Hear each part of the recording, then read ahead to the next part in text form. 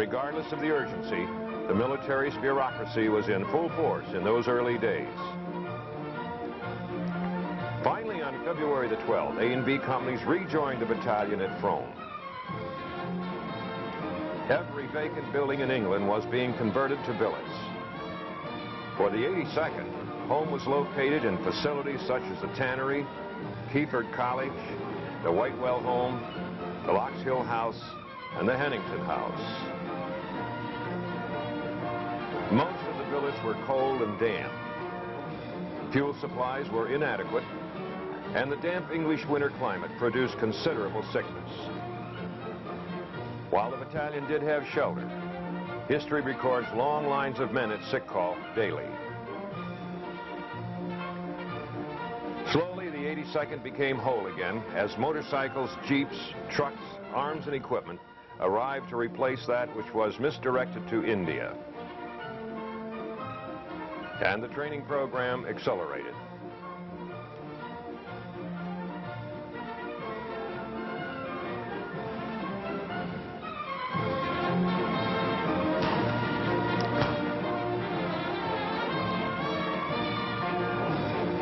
Officers who would lead the battalion into Europe are shown in this photo. Just to refresh your memories, from left to right in the first row is Colonel Dalrymple, Major Morris, Captain Green, Captain Tracy, Captain Schmieder, Captain Spurrier, Captain Berry, Lieutenant Wise, and Lieutenant Bushnell.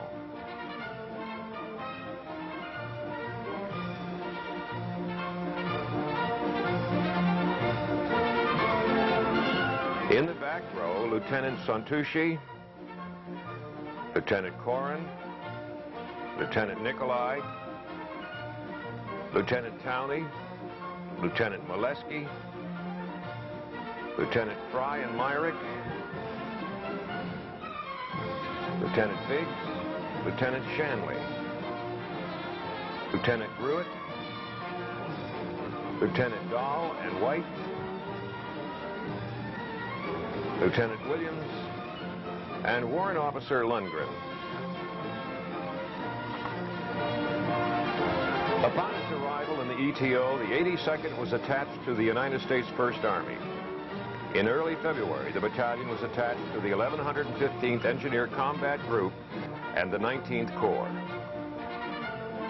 England had become one vast warehouse of men and material. Every field and side road in southern England held equipment. Every town and hamlet housed troops. And there was a never-ending movement of vehicles and service people on the roads. All of this tended to create an air of excitement and anticipation all around.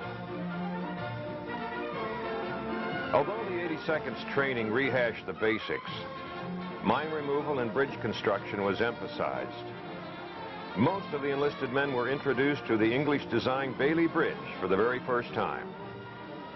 The Treadway Bridge, utilizing rubber inflatable pontoons, was also included in the training program.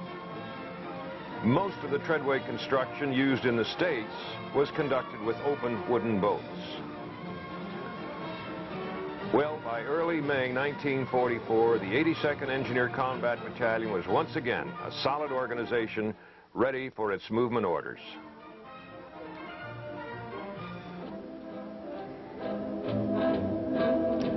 Occasionally, trips into town tempered the routine of training and momentarily eased the discomfort of inadequate billets. Servicemen and women from many countries with varying styles of dress added to the color and excitement. The English pub became the off-base center of attraction.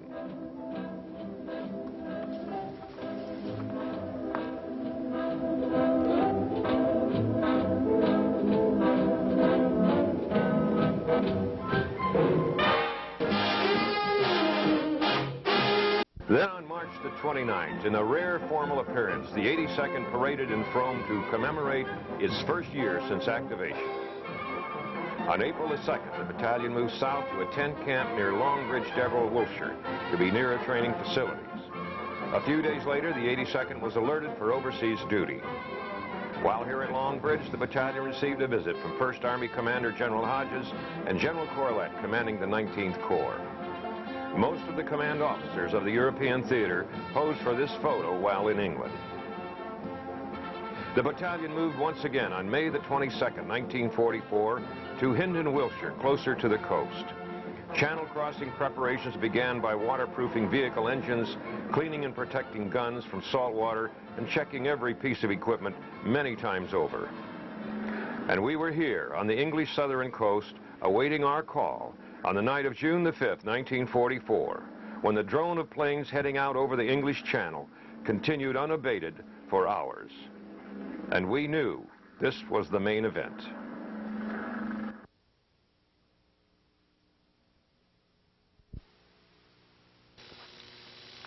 The invasion of France was initially set for June the 5th, but weather delayed action until the morning of the 6th. After day-long weather briefings, General Eisenhower turned and simply said to his commanders, "Okay, we'll go." Many of the 5,000 ships and the 155,000 troops were already at sea. The attack on the Normandy coast began at daybreak over a 59-mile front.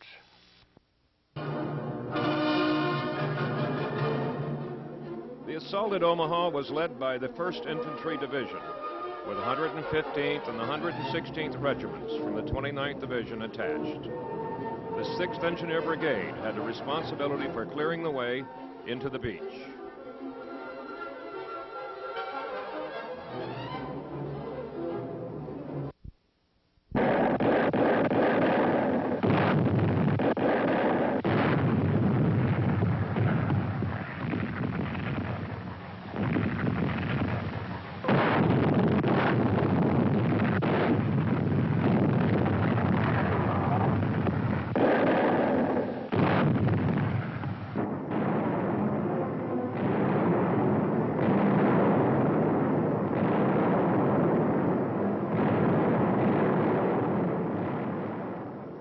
The channel water was very rough, and in most cases the LCIs and the LSTs were loaded from other ships far from shore. Many were swamped. The choppy water made most of the troops seasick, and the German guns zeroed in on the craft as they neared the shore. Boats were hit and sinking under the men. The weight of their equipment bogged them down. Many dropped into deep water, and others were hit as they struggled to find cover behind the water obstacles. Most of the tanks were at the bottom of the sea long before the men reached shore.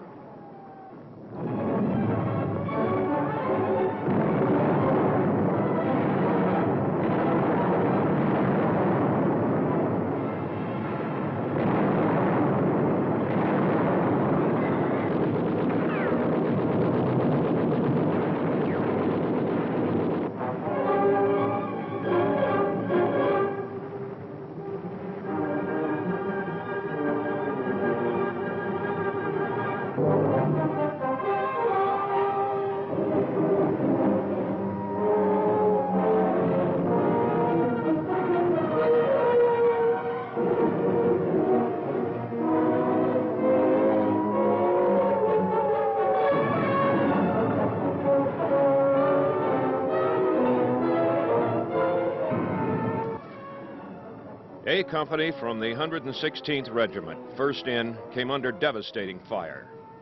In the first 20 minutes, A Company with nearly 200 men was totally destroyed, losing every officer and every non-com. Ironically, the few survivors were from landing craft that were sunk before reaching shore. The 29th Division's 115th Infantry Regiment was to follow the 116th in. General Al Ungerleider, retired, now the 29th Division Association commander, was a second lieutenant with the 115th on D-Day.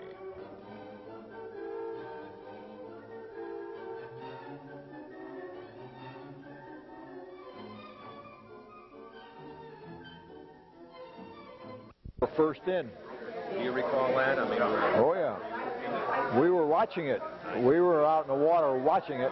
The 115th was supposed to go in at noon behind the 116th. They were getting so clobbered on that beach that we moved about 500 meters away to the left To the left, towards the into 1st Division, and started up that way. We ran through a minefield right there. We had to walk very carefully. Lost a few men doing that. Then when we got to the high ground, we were right near the city of Saint-Laurent Exit. And we prepared to attack that, and we took it that night. And by us doing that, that relieved some of the pressure on the 116th, and they were able to get up. By the end of the day, the 29th had taken the high ground and occupied Vierville in Saint Laurent.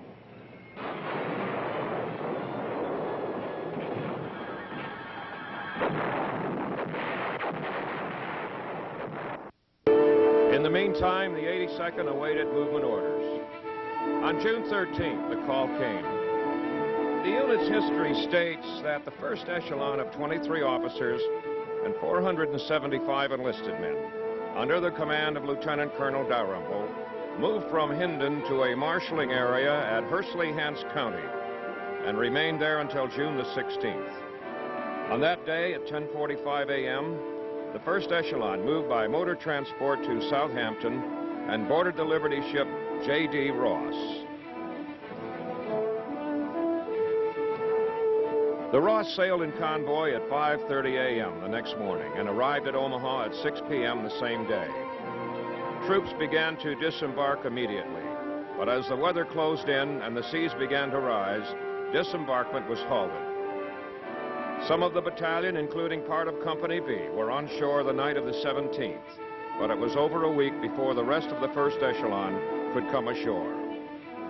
This is Omaha, as it was when the 82nd touched down. Although the battalion arrived in separate echelons, each unit moved quickly off the beach and over the ridge to temporary bivouac. 51 years later, the temporary roadway, followed by some of the 82nd units, is still clearly visible.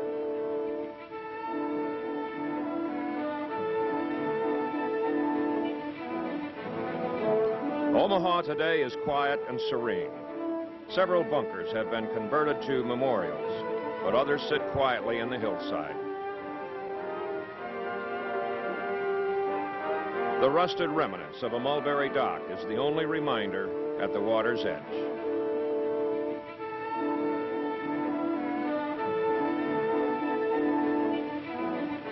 This is the Vierville exit, where the 116th Infantry was cut down in those first waves on D-Day.